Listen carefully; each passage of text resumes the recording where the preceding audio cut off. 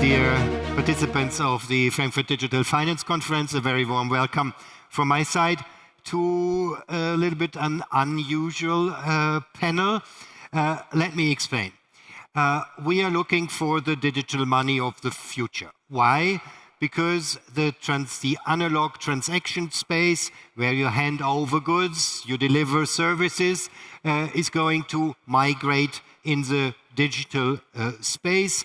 You have goods and services which are tokenized and can be moved around on blockchains. You have, in the financial sector, digital assets which can be sent via the internet. And for all these smart contracts on DLTs and blockchain, you need money. But you need true digital money, tokenized money, which can really be sent by the net and not trigger solutions like online banking, like card payments, where only the information is submitted on the net to the traditional account-based systems. And interestingly, the industry, but also market participants outside the industry, have realized very soon that for all these kinds of transactions, true digital money is needed.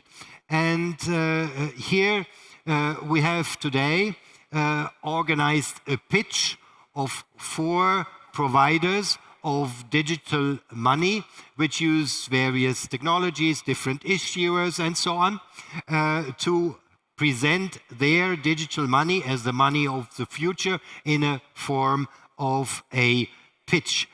And here we have for CBDC, Inge van Dijk. Welcome to the stage. She is the Director of Payment and Cash and Infrastructure of the Dutch Central Bank, and she will do the pitch for central bank money. Then we have virtually Dante Disparte. He is the Chief Strategic Officer at Circle, and he will present his US stablecoin as a means of payment for paying on blockchain. And we have also a provider of euro-denominated stablecoin, and welcome with me Simon Seiter. He is the CFO of AllUnity here in Frankfurt.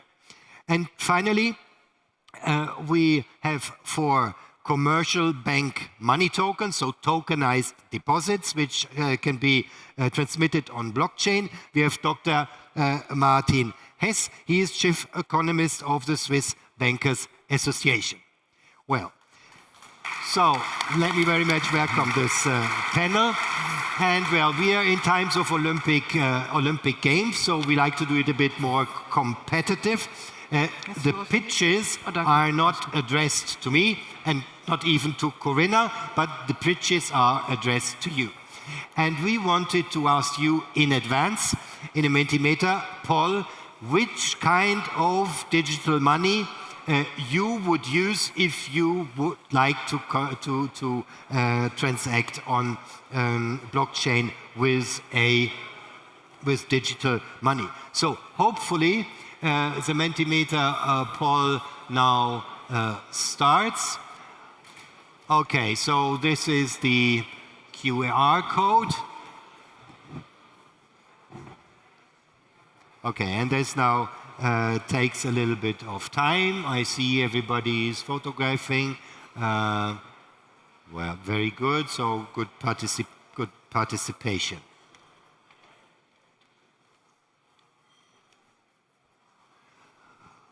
Okay, so this is quite interesting already. There is a certain preference for central bank digital currency. That makes it a challenge for the other participants. Well, I think we can continue with our debate. We have only 45 minutes, and let the poll continue. So let's start with the pitches, and I like to ask Inge to present the CBDC as a means of payment on DLT. Please. On DLT, yes. Well, the CBDC in my book has 2 elements, but maybe first, so central bankers, and I am a central banker, not for long, I have to confess. Maybe good to know I started my career at MasterCard, then went on to the National Clearinghouse for 15 years, worked for that lovely Orange Bank as a global head of payments for 10 years. So I've been on the commercial side, and the last 5 years I'm now spending on the public side, which is a total different game. My objective is different. My objective is to ensure that all 18 million people in the Netherlands can have a safe and trusted payment method. That is my task, which is maybe a bit different from what the colleagues in the panel are after. Our system in Europe, a monetary system, is two-layered. So let me just say a bit about that. We've got the public money, we've got the private money, that's clear. If we talk about the CBDCs, I have two CBDCs. One is not on blockchain, I will talk about that one in the aftermath. The other is. The first one, which is the digital euro, is not on blockchain. It uses the ISO 20022, which is in the instant payments, just to make that very clear. Only the money is guaranteed by the central bank, and for that we need the account to be a separate account from your regular bank account. I think that's what a lot of the fuss is about. The purpose of the digital euro is to be a payment product, not a deposit product, not an alternate banking system. It is supposed to be the digital twin of cash. And why? And that ties in maybe also to the previous channel. I'd like to make a comment about that. It's the fact that the cash is declining. Yes, it started with Libra. I think a lot of central bankers had no clue about what a retail payment is. They do in wholesale payments. That's their business. So retail payments was a novelty, and Libra did shook them up. But as we've seen it evolve, cash has declining rapidly. And also here in Germany, we are now at 50% of cash retail payments. I can tell you already for 5-6 years in the Netherlands, we are below 20%. 20% of the payments is made with a public payment instrument. All of the rest is private. We've seen the world evolved. Many parties have joined the table. Apparently the business is good, since so many companies can make a living out of it, and we're not talking about making it less complex, making it more simple. But that aside, if I talk about the digital twin of cash, the digital euro, its purpose is to be a payment instrument that preserves those qualities. So, inclusivity, it has to work for everybody, not just us here, because we are highly digital. We can work ourselves how we pay. It's about our mums, it's about our dads, it's about the people who are coming as migrants. So it has to work for everybody. Inclusivity is key. We like to preserve the anonymity of cash, the privacy. So I'll tell you a little bit about that later on. The resilience needs to be ensured, and it needs to be accepted everywhere, across Europe, and even, I would say, beyond the Eurozone. So this is the key thing for the digital euro. And then, of course, the other element comes in, which is the autonomy, the strategic part. So the reason why we are pushing for this now is because of that sovereignty. So I would say normally, if that hadn't happened, if we had the world before, let's say, 2020, then we would have been able to take it leisurely, because cash is still there. It's going slowly, but it's on the decline, and we would have had more time. Now the urgency is on the table. And I would call one of the panelists before me quite naive in saying that when the data is with somebody else, you can protect it. I've witnessed firsthand 3 years ago, when the Russian sanctions came into play, that we were trying to save a bank in the Netherlands with German and Dutch deposit holders, normal people like us. We were trying to save that bank, and there was one big American big tech who got jitters and pulled the plug, and the bank toppled over. So let's not be naive about what's happening and how we can control things. That's a point I really wanted to make. So talking about the anonymity part and the privacy part, which is, I think, a key feature of the digital euro, it's the offline functionality. It's a novel feature, and for a country that is highly digitalized like the Netherlands, this is of the essence. My cash infrastructure is no longer there. Banks have been breaking it down. They're becoming digitalized. My branches are gone. It's not here like in Germany. And I see people struggling. They don't know where to go. So if I have a limited cash infrastructure in play and nobody wants to invest in it, I am faced with the question, do I provide, as a central banker, for a public instrument with cash features for the future? And do I give room to the private sector to ensure that they bring all the nice goodies and the loyalty cards and the added value problems and the depth of the product that a central banker can never nor will ever pay for? So I think that's where we are. We have to find a new way forward. I like Martina's, and we work a lot together. I like Martina's call a lot. We have to find each other to strengthen each other, to build the products. We're using the infrastructures that we have, but allowing each other room. The purpose of the digital euro is a different one. A simple product, a simple paid-in product, quite seamless, no fancy stuff, usable by everybody, with an infrastructure that the private sector can build and lift on. And I think that's the key thing for the digital euro. On the wholesale CBDC, you've heard Piero on the keynote. I have little to add. We feel very strongly we are building to ensure that all new tokenized deposits and stablecoins that are regulated can have their backing by central bank money also in the DLT age. So that is a totally different use case, maybe something that these guys will use. I'll leave it at that, Joachim. Well, thank you very much, Inge. So that were the arguments for CBDC, and hopefully the digital euro will be available as a token for digital payments as well. For the wholesale part, it will be made available first with a trigger solution and later on maybe as a native token. And we hope, of course, that also for B2B applications that will be available sometime. Stablecoins are already available for these kind of transactions, and we will now see a video which is recorded from Dante Disparte. As I said, he's the Chief Strategic Officer at Circle, and he pitches for the US stablecoin. Guten Tag, everyone. It is a pleasure to join you for a conversation that sits at the intersection of technology, trust, and the future of money. For centuries, money has been one of humanity's most powerful social technologies. It encodes trust, reflects values, and when it works well, acts as an invisible infrastructure that enables economic cooperation at scale. When it fails, the consequences are immediate and deeply human. Today, stablecoins represent one of the most consequential innovations in that long arc. At their core, stablecoins are not about speculation or disruption for disruption's sake. They are about reliability. They're about answering a very old question when it comes to new tools. How do we move value safely, instantly, and universally in a digital world? The global financial system, for all its strengths, was not designed for an internet-native economy. Cross-border payments remain slow, costly, and opaque. Entire populations remain underbanked or excluded altogether. And during moments of crisis, whether inflationary shocks, currency instability, or geopolitical stress, access to trusted money becomes not just an economic issue, but a humanitarian one. This is where well-designed, well-regulated stablecoins matter most. A properly issued stablecoin is not an alternative to sovereign money.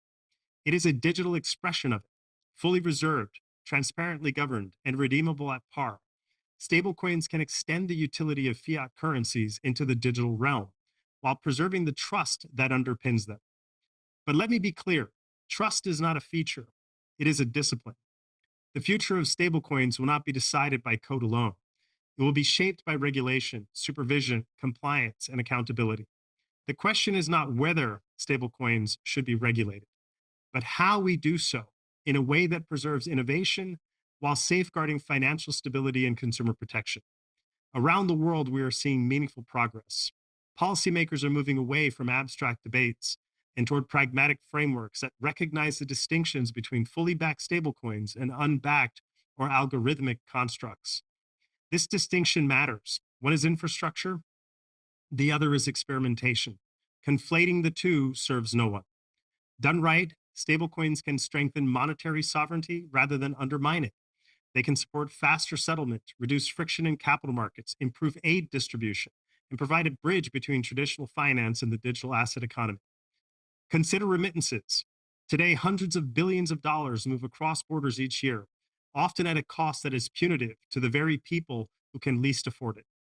Stablecoins offer a potential to compress settlement from days to seconds and fees from double digits to near zero, without sacrificing compliance or oversight. Consider financial resilience. In countries experiencing chronic inflation or currency volatility, access to a stable digital unit of account can provide households and small businesses with a measure of predictability, something many of us may take for granted. And to consider the broader system, stablecoins can act as a catalyst for modernizing payments infrastructure, encouraging interoperability, and forcing long overdue improvements in transparency and efficiency across the financial stack. But none of this is inevitable. The stablecoin ecosystem must earn its legitimacy every day through radical transparency, conservative risk management, and a willingness to engage constructively with regulators and policymakers. This is not a space for move fast and break things. It is a space for move deliberately and build trust. The most successful stablecoins will not be the ones that evade the system, but the ones that integrate with it, aligning with global standards on AML, sanctions, consumer protection, and financial integrity. In that sense, stablecoins are not a challenge to the financial system, they are a test of it. A test of whether we can modernize without fragmenting, a test of whether innovation and regulation can move forward together, and ultimately, a test of whether we can build more inclusive, resilient, and digital global economy. The opportunity before us is enormous, but so is the responsibility. If we get this right, stablecoins can become one of the most powerful public-private collaborations in the history of money. If you get it wrong, we risk reinforcing the very fractures we seek to repair. So the work ahead is clear. Build with humility, govern with rigor, and never lose sight of the human outcomes behind the technology. Because in the end, the future of stablecoins is not really about crypto. It's about money itself. Vielen Dank, and many thanks. So, well, he cannot hear our applause, but he would have expected it. And that brings us to the presentation of Simon Seiter. He's the CFO of AllUnity. It was a perfect intro for stablecoins, and you just need to argue that it's better to use euro-denominated stablecoins. Please. That's an easy one. Thank you, Joachim. So, at first, I want to make it a bit more interactive. So please wake up. And I would like to ask you some questions. And I would like you to raise your hand. Who of you is receiving his or her salary in central bank money? Okay, who's receiving it on an account by a private bank? Okay, many jobless people here. Next one. Who is paying his grocery shoppings in US dollar? And who is paying it in a credit card denominated in euro or any other kind of private money? Okay. Who of you wants the European payment market to be dominated by a US player? PayPal employees are allowed to raise their hands. It's fine. Yeah, Visa, MasterCard as well. But that's exactly not where we want to go. So I think for us here in Germany, here in Europe, the pathway for enabling the next generation of payments is pretty clear and straightforward. We need a private alternative or new infrastructure of euros from Europe, based in Europe. Very simple. I could save 3.5 minutes, but I could also tell you a bit more maybe what are the actual use cases and what we can use it for. So I think for me that's, to be honest and fair, the pitch straightforward why we need euro-denominated stablecoins out of Europe. When we started MiCA, the Markets in Crypto Assets Regulation in Europe some years ago, some people that still were in the business back then may remember why MiCA started. Because of so-called Libra. Libra was Facebook trying to now conquer the new age of digital payments. And European regulator wanted to prevent that. And now we're looking into the market right now, and what has happened? By far, the largest issuer of euro-denominated stablecoins is a US company. And the volume of euro stablecoins compares to the US dollar stablecoin volume at a fraction of 0.2%. In regular currency markets, the euro makes up like 20 to 25% of the US dollar. So if you don't want the next generation of payments being dominated by a US company, I have to tell you sadly right now the game is already finished.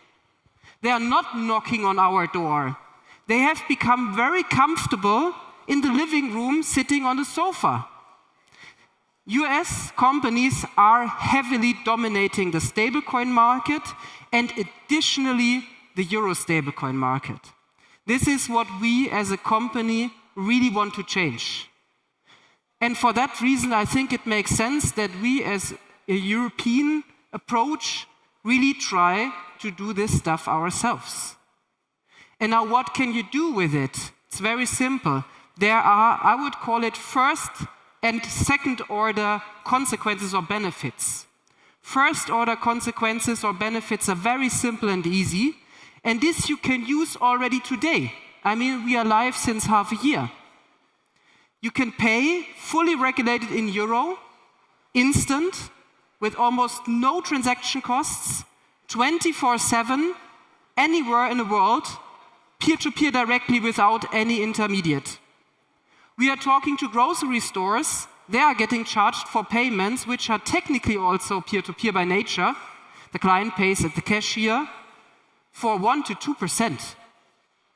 That's a huge difference. And it's not 24/7 instant, global, and across currencies or borders.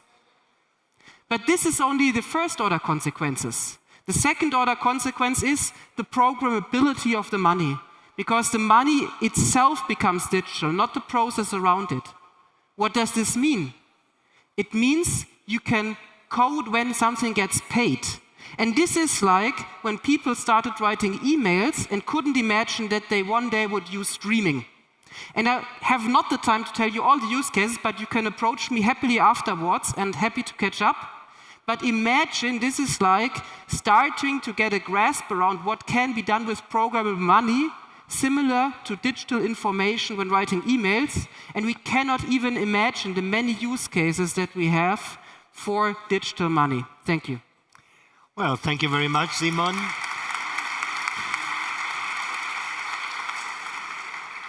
Strong pitches. Well, now we turn to Martin. He's the chief economist of the Swiss Bankers Association. Why is he here? Because the Swiss banks, like German and other European banks as well, have put forward an initiative for commercial bank money token, which is more or less a commercial deposit packed in a digital form and then can be sent like a token around the net. So also a means of payment on blockchain, on DLTs. So why did you do it, and why do market participants, you asked market participants to use it? Thank you. Yes, you were talking about the Olympic Games, so I saw the results and I feel like a slalom runner with a 1 second penalty in the second run. So I will nice. Try to explain why you should go for a commercial bank money token. We in Switzerland, we call it deposit token because as you said, your salary sits in deposits with a commercial bank. Now, let me start first saying a word on retail CBDC. Retail CBDC is some kind of revolution because other than banknotes, it would be the first time that central banks are issuing some other form of retail money than banknotes, which comes at certain risks concerning disintermediation, etc. Stablecoins too is a revolution because it's like the first time that banks or financial intermediaries are printing money in electronic form since the existence of central banks. So now the deposit token is basically just the deposit sitting on the bank's balance sheet that can be used to refinance mortgages, but it just comes on a different technological basis, namely on a blockchain. Now, it's surprising. So we were talking about revolution, that the revolutions already exist. They are up and running, they are used, and there are growth rates either in certain jurisdictions for retail CBDC as for stablecoins. Whereas the evolution, which is really maybe of all the electronic money forms, the one that is the least intrusive because the economic function is not changed, just does not exist yet. It exists on private chains, it exists for certain purposes, but a use case agnostic money token on a public blockchain does not exist, and that's why Swiss banks, 3 of our member banks, have engaged in a proof of concept last year, and in the result report they could show that it is possible that a bank customer A in bank A sends the money to bank customer B in bank B on the public blockchain, and which is a legally binding transaction, maintaining all the compliance that is needed for it. So, and within the existing legal framework. So we don't need to change anything if you want to have this deposit token. Now, there are certain things that should be done to make this scalable. So first is the central banks need to be able to read the blockchain. Then whenever a token is sent from customer A to customer B, then of course a payment is only executed if the payment in central bank money is being made. So we need, and you told it, that the central banks need to be blockchain ready in the future, and we are very happy that we can be confident that this will be so in the BIS, and there are a lot of projects there. Wholesale CBDC, at least in Switzerland, is an important topic. Second thing that needs to be resolved in our proof of concept: privacy. We excluded privacy for certain purposes because it's just not needed for a proof of concept. It will be possible. And the third one is a concept which is a little bit nerdy. We distinguish tokenized deposits from deposit token. Tokenized deposits is just a tokenized representation on what sits in the bank's balance sheet in the core banking system, whereas the deposit token is a true deposit on the public blockchain.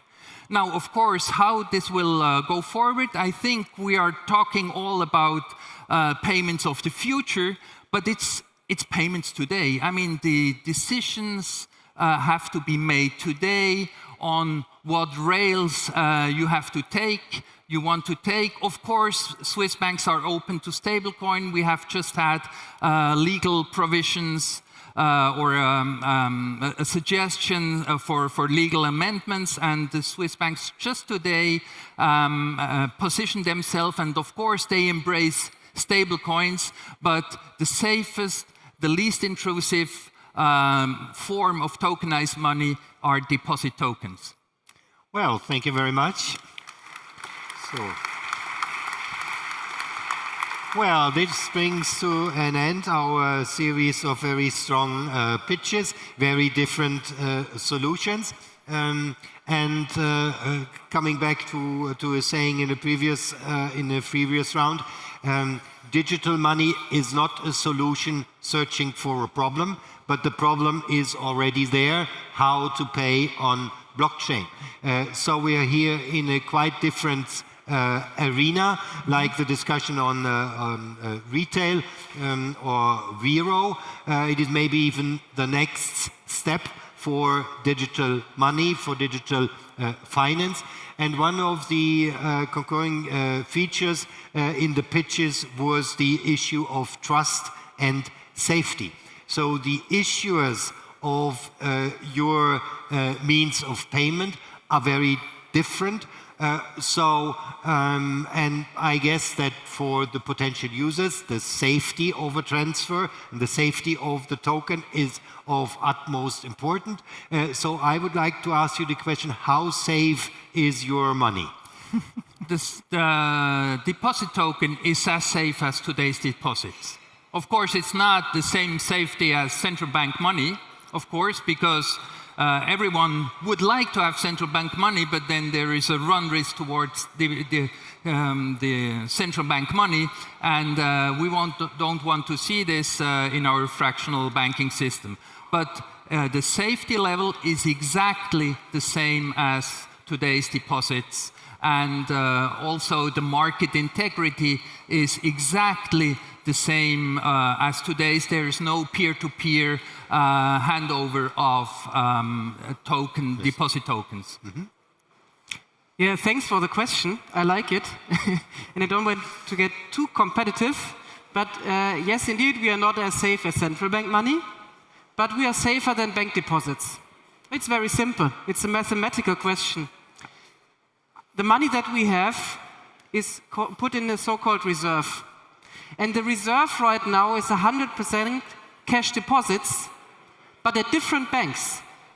And this is 100%, so to say, collateralized. Plus, we have to have a 2% regulatory capital. So our collateralization, if you want to call it, is 102% with diversified banking risk. On the bank balance sheets, having worked for banks myself, it's very simple. The collateralization with high-quality liquid assets is roughly, like you know it also very well, 12 to 14%, I would say, practically.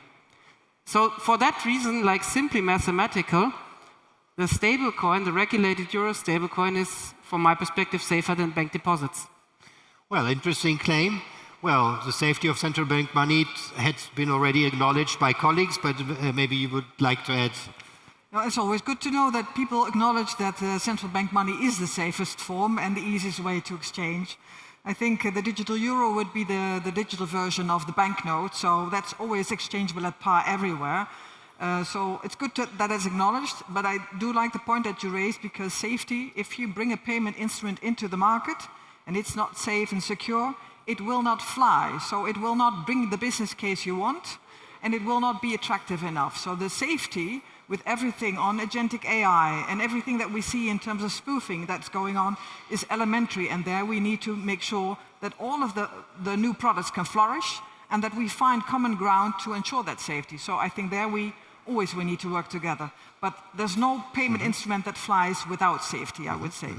Well, thanks. Well, this race for the digital money of the future, it is not only a national one, it is not only in Switzerland where the competition, or not in the Eurozone, it's like the Olympic Games, it's a global race.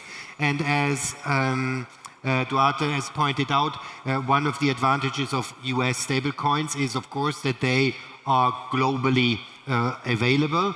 And if we Europeans want to compete with these US stablecoins, you alluded to it, we have to have competitive products also for the global market. So how far is the market reach of your money? Is it globally available? Yes. So to put it very simply, yes. As it is money on public blockchain, you can send it anywhere. That's the very simple answer. I mean, to be fair, of course, question is, what do you do with it then? Yeah? And this is the counter question. And here, liquidity is essential. For me, it's really also astonishing still, to be honest, that unregulated stablecoins have such volumes out of two reasons. At first, I mean, a corporate will not to a large extent use unregulated instruments because it doesn't have the safety. Yeah? And second also is, to be honest, that it is not regulated yet. And there's a simple reason for that. I mean, now comes the Genius Act, but it will come into force in 2028, so a long time to go still. And until now, I think, to be honest, one reason is because the unregulated stablecoins buy a lot of US debt into their reserve. which means the issuers of unregulated US stablecoins become one of the largest debtor of the US states. And to give them numbers to that, already in 2024, Tether was a larger debtor to the US than the state of Germany. And Tether, with 150 people in 2024, made roughly 40 billion revenue, profit, the same as Goldman Sachs. And if a company that is a large debtor to the US state and by in the same time making as much profit as Goldman Sachs is unregulated, that's simply a scandal. Well, Inge, the digital euro, of course, was designed to compete with things like Visa, like Libra, not to be replaced by private money. But now the competition is a global one. Will the euro, the digital euro, be available globally? I don't think so. Not for sometime soon. Our focus is really on the Eurozone area. So I think the global element needs to be solved in a different way. We also need to consider that within Europe, many of the transactions that we do and the trades that we do are being handled across the Eurosystem, so across our target services. So effectively, what we have in terms of global trade and in terms of global remittances, our problem is not as big as that of the Americans. So we also have to keep our agenda very straight. What is there that we need to do? We've looked at the cross-border initiatives. I myself am part of that task force also to ensure that we have safe and quick transactions.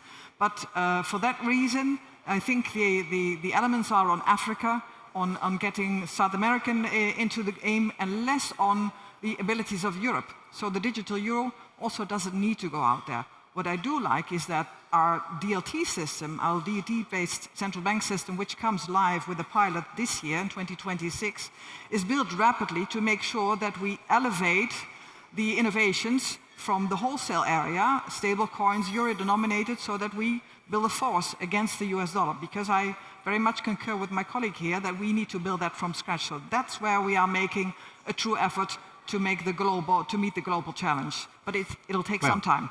Thank you very much. I'm sorry that I'm not a participant in the discussion, because then I would have encouraged you to make much more effort to make the digital euro globally available, because otherwise we would reinforce the dominance of the dollar. But this is not my role.